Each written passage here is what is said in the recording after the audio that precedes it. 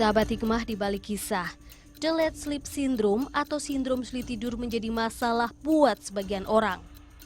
Biasanya pengidap sindrom ini akan terganggu dalam beraktivitas sehari-hari karena sulit bangun di pagi hari.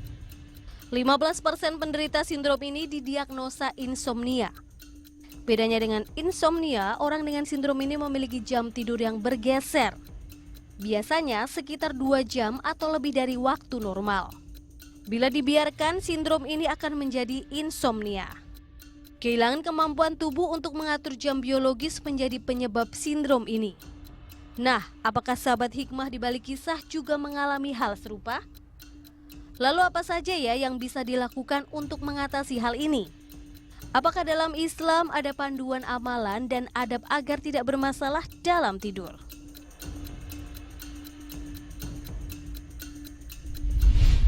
Susah tidur itu sejujurnya menyiksa.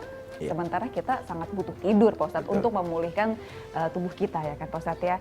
Nah, ada nggak, Pak Ustadz, supaya kita tuh tidur enak meskipun punya banyak beban hidup? Aduh, kenapa bonus nggak turun-turun? Aduh, kenapa ini kerjaan kok numpuk misalnya? Gimana, Pak Ustadz?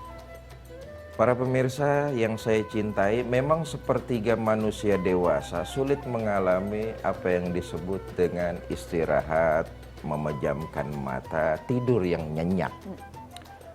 Karena banyak faktor, misalnya tingkat stres, itu bisa melahirkan insomnia. Beban pekerjaan yang menumpuk, misalnya deadline yang harus dicapai, target-target yang harus dicapai, dan itu membawa tingkat kesetresan bagi seorang pekerja sampai kebawa ke rumah. Stres yang sangat tinggi itu bisa menyebabkan orang jadi sulit untuk istirahat, dalam hal ini tidur yang berkualitas. Segala sesuatu itu ada haknya. Allah ada haknya disembah. Anggota badan kita ini ada haknya untuk istirahat, termasuk mata. Ada haknya untuk merem, untuk istirahat. Cuma persoalannya kan manusia hidup zaman kita sekarang ini, hal-hal tadi itu. Beban pekerjaan, suasana hati yang tidak menyenangkan bisa menyebabkan kita susah tidur. Ada beberapa hal yang diajarkan oleh baginda kita Nabi besar Muhammad SAW. Pertama, usahakanlah jangan lepas wudhu. Nah, ini penting nih, penting. Mudawamah, mendawamkan wudhu, termasuk ketika hendak mau tidur, berwudhu. Yang kedua,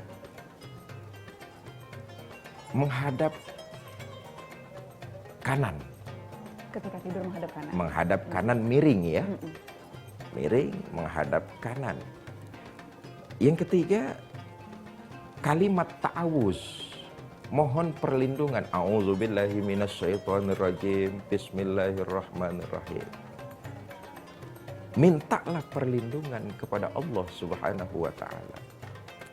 Yang keempat, Nabi ngajarin di antara doa-doa, La ilaha illallah wahdah Rabbus samawati wal ard wa ma bainahumal azizul ghaffar.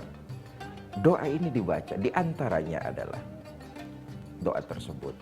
Lalu membaca surah-surah pendek,